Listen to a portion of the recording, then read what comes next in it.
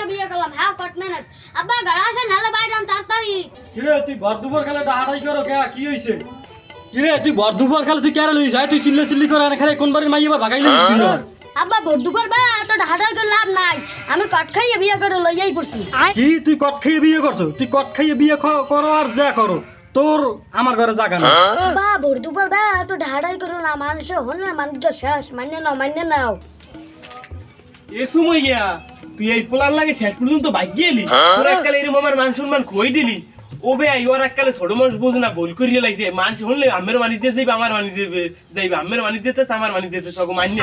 এ বারে তুই বেআই বেআই মারাও খা তুই আমার কোন চ্যাটের বেআই তুই আমার পোলার ধরে দিছ একটা পোশাক একটা কাটাল তুই এবার বেআই বেআই মারাও